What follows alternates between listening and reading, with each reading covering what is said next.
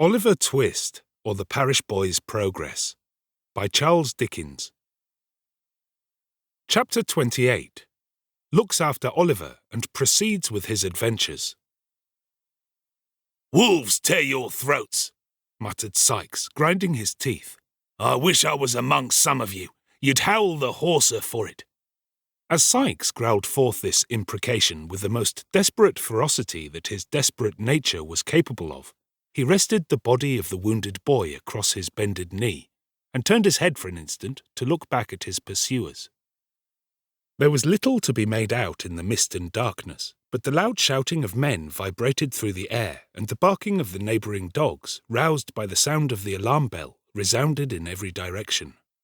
"Stop, you white-livered hound!" cried the robber, shouting after Toby Crackit, who, making the best use of his long legs, was already ahead. "Stop!" The repetition of the word brought Toby to a dead standstill, for he was not quite satisfied that he was beyond the range of pistol shot, and Sikes was in no mood to be played with. "Bear a hand with the boy!" cried Sikes, beckoning furiously to his confederate. "Come back!" Toby made a show of returning, but ventured in a low voice, broken for want of breath, to intimate considerable reluctance as he came slowly along. "Quicker!" cried Sikes, laying the boy in a dry ditch at his feet, and drawing a pistol from his pocket. "Don't play booty with me!" At this moment the noise grew louder. Sikes, again looking round, could discern that the men who had given chase were already climbing the gate of the field in which he stood, and that a couple of dogs were some paces in advance of them. "It's all up, Bill!" cried Toby. "Drop the kid and show 'em your heels!" With this parting advice, Mr. Crackit, preferring the chance of being shot by his friend to the certainty of being taken by his enemies, fairly turned tail and darted off at full speed. Sikes clenched his teeth, took one look around, threw over the prostrate form of Oliver the cape in which he had been hurriedly muffled, ran along the front of the hedge as if to distract the attention of those behind from the spot where the boy lay, paused for a second before another hedge which met it at right angles, and whirling his pistol high into the air, cleared it at a bound and was gone. "Ho, ho there!" cried a tremulous voice in the rear. "Pincher! Neptune! Come here! Come here!" The dogs, who, in common with their masters, seemed to have no particular relish for the sport in which they were engaged, readily answered to the command. 3 men, who had by this time advanced some distance into the field, stopped to take counsel together. "My advice, or leastways, I should say, my orders is," said the fattest man of the party, "that we immediately go home again." "I am agreeable to anything which is agreeable to Mr. Giles," said a shorter man, who was by no means of a slim figure, and who was very pale in the face, and very polite, as frightened men frequently are. "I shouldn't wish to appear ill-mannered, gentlemen," said the third, who had called the dogs back. "Mr. Giles ought to know." "Certainly," replied the shorter man. "And whatever Mr. Giles says, it isn't our place to contradict him. No, I know my situation. Thank my stars, I know my situation." To tell the truth, the little man did seem to know his situation, and to know perfectly well that it was by no means a desirable one, for his teeth chattered in his head as he spoke. "You are afraid, Brittles," said Mr. Giles. "I ain't," said Brittles. "You are," said Giles. "You're a falsehood, Mr. Giles," said Brittles. "You're a lie, Brittles," said Mr. Giles. Now these 4 retorts arose from Mr. Giles's taunt, and Mr. Giles's taunt had arisen from his indignation at having the responsibility of going home again imposed upon himself under cover of a compliment. The third man brought the dispute to a close most philosophically. "I'll tell you what it is, gentlemen," said he. "We're all afraid." "Speak for yourself, sir," said Mr. Giles, who was the palest of the party.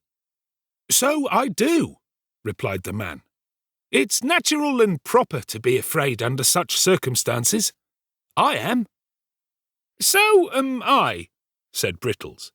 "Only there's no call to tell a man he is so bounceably." These frank admissions softened Mr. Giles, who at once owned that he was afraid, upon which they all three faced about and ran back again with the completest unanimity, until Mr. Giles, who had the shortest wind of the party, as was encumbered with a pitchfork, most handsomely insisted on stopping to make an apology for his hastiness of speech. "But it's wonderful," said Mr. Giles when he had explained, "what a man will do when his blood is up. I should have committed murder, I know I should, if we'd caught one of them rascals." As the other two were impressed with a similar presentiment, and as their blood, like his, had all gone down again, some speculation ensued upon the cause of this sudden change in their temperament. "I know what it was," said Mr. Giles. "It was the gate." "I shouldn't wonder if it was," exclaimed Brittles, catching at the idea. "You may depend upon it," said Giles, that gate stopped the flow of the excitement. I felt all mine suddenly going away as I was climbing over it." By a remarkable coincidence, the other two had been visited with the same unpleasant sensation at that precise moment. It was quite obvious, therefore, that it was the gate, especially as there was no doubt regarding the time at which the change had taken place, because all three remembered that they had come in sight of the robbers at the instant of its occurrence. This dialogue was held between the two men who had surprised the burglars and a travelling tinker who had been sleeping in an outhouse, and who had been roused, together with his two mongrel curs, to join in the pursuit. Mr. Giles acted in the double capacity of butler and steward to the old lady of the mansion. Brittles was a lad of all work, who, having entered her service a mere child, was treated as a promising young boy still, though he was something past 30. Encouraging each other with such converse as this, but keeping very close together notwithstanding, and looking apprehensively round whenever a fresh gust rattled through the boughs, the three men hurried back to a tree behind which they had left their lantern, lest its light should inform the thieves in what direction to fire.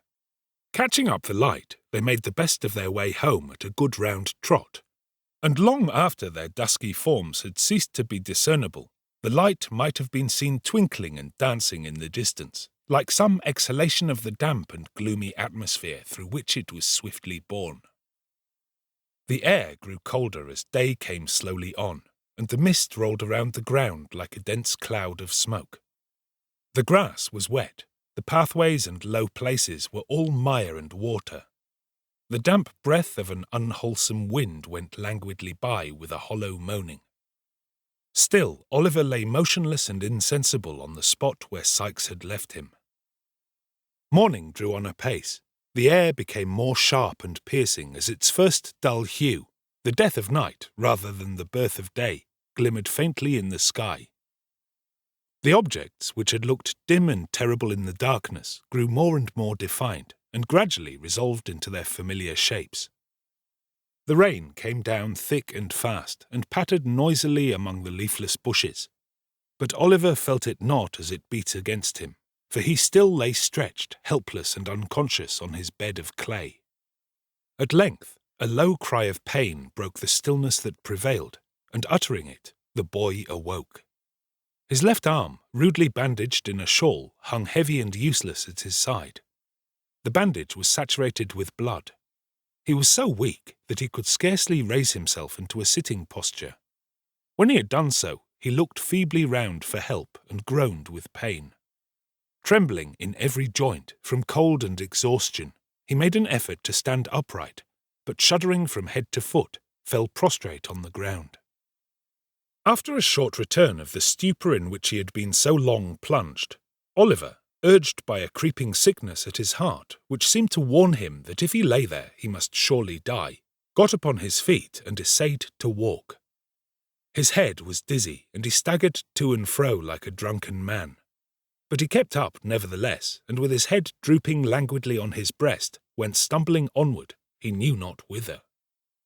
And now hosts of bewildering and confused ideas came crowding on his mind. He seemed to be still walking between Sikes and Crackit, who were angrily disputing, for the very words they said sounded in his ears.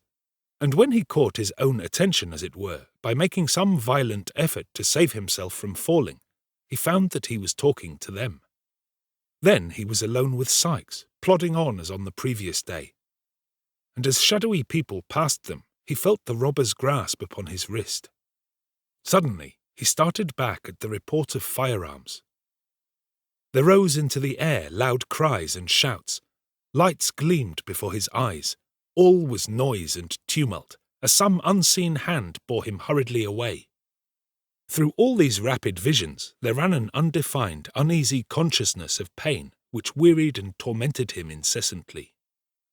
Thus he staggered on, creeping, almost mechanically, between the bars of gates or through hedge gaps as they came in his way, until he reached a road.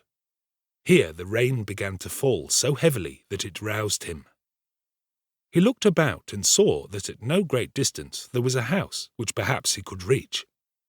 Pitying his condition, they might have compassion on him, and if they did not, it would be better, he thought, to die near human beings than in the lonely open fields.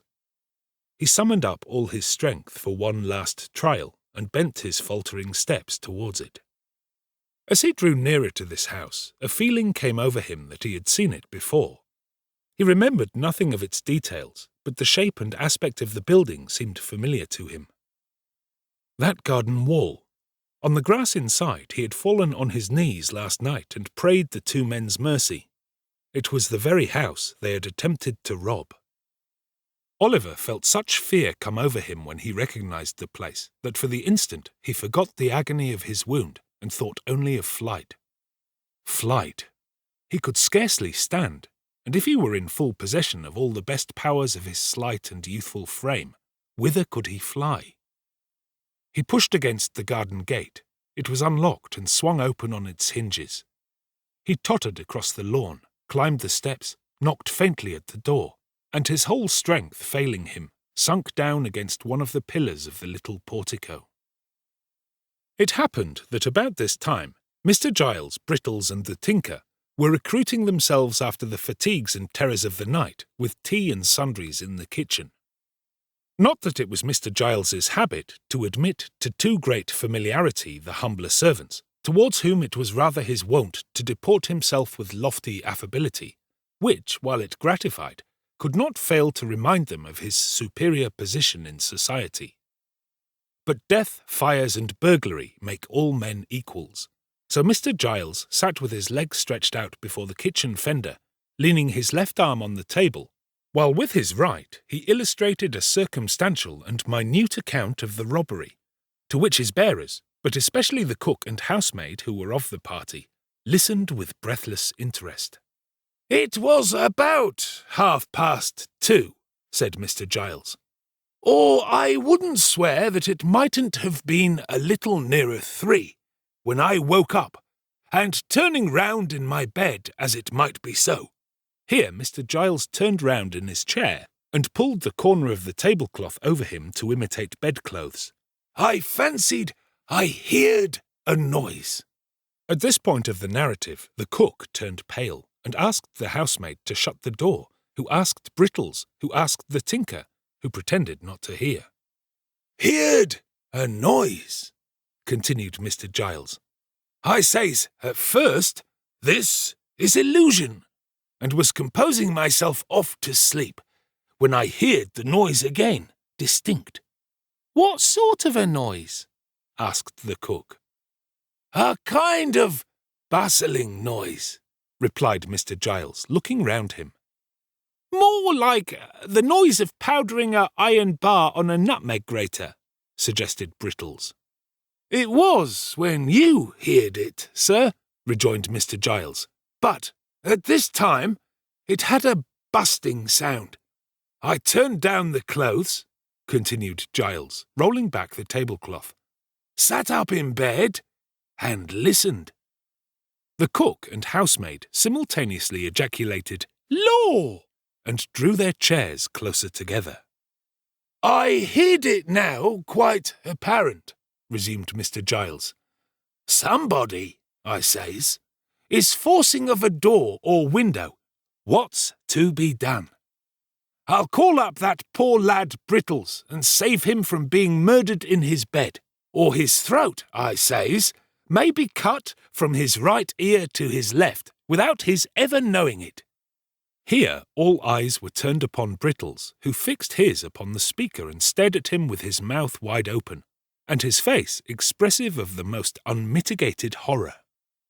"I tossed off the clothes," said Giles, throwing away the tablecloth, and looking very hard at the cook and housemaid.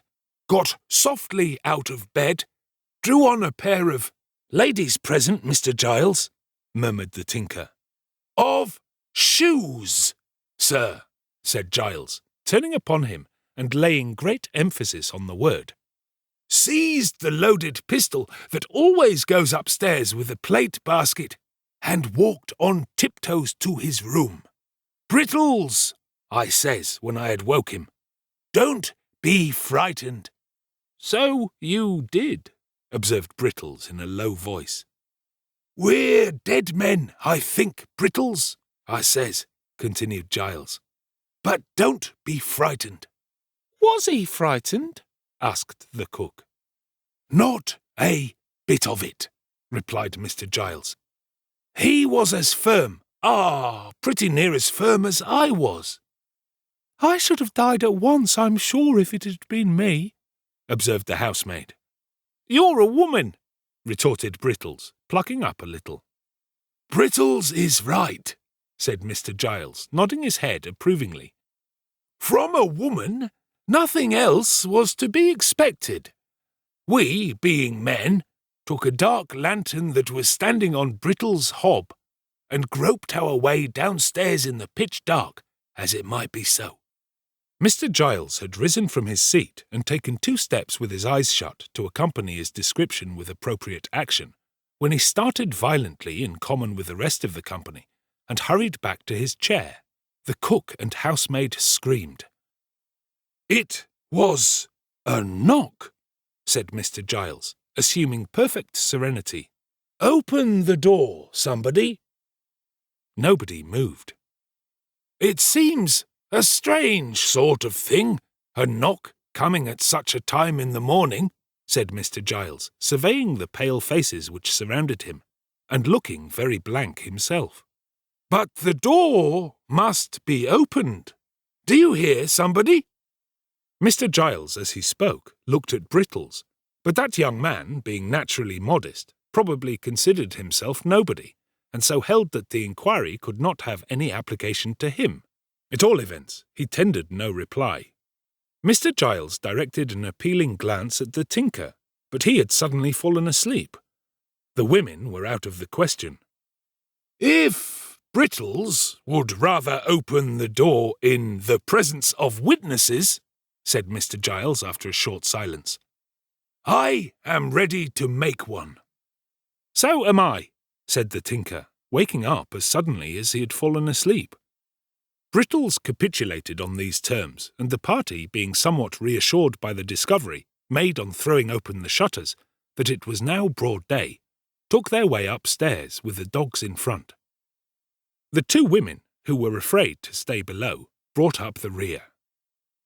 By the advice of Mr. Giles, they all talked very loud, to warn any evil-disposed person outside that they were strong in numbers, and by a master-stroke of policy originating in the brain of the same ingenious gentleman, the dogs' tails were well pinched in the hall to make them bark savagely. These precautions having been taken, Mr. Giles held on fast by the tinker's arm, to prevent his running away, as he pleasantly said, and gave the word of command to open the door. Brittles obeyed. The group, peeping timorously over each other's shoulders, beheld no more formidable object than poor little Oliver Twist, speechless and exhausted, who raised his heavy eyes and mutely solicited their compassion. "A boy!" exclaimed Mr. Giles, valiantly pushing the tinker into the background. "What's the matter with Why, Brittles, look here, don't you know?" Brittles, who had got behind the door to open it, no sooner saw Oliver than he uttered a loud cry. Mr. Giles, seizing the boy by one leg and one arm, fortunately not the broken limb, lugged him straight into the hall and deposited him at full length on the floor thereof. "Here he is!" bawled Giles, calling in a state of great excitement up the staircase. "Here's one of the thieves, ma'am! Here's a thief, miss! Wounded, miss! I shot him, miss, and Brittles held the light." "In a lantern, miss!" cried Brittles, applying one hand to the side of his mouth so that his voice might travel the better. The two women servants ran upstairs to carry the intelligence that Mr. Giles had captured a robber, and the tinker busied himself in endeavouring to restore Oliver, lest he should die before he could be hanged. In the midst of all this noise and commotion, there was heard a sweet female voice, which quelled it in an instant. "Giles!" whispered the voice from the stairhead. "I'm here, miss," replied Mr. Giles. "Don't be frightened, miss. I ain't much injured. He didn't make a very desperate resistance, miss. I was soon too many for him."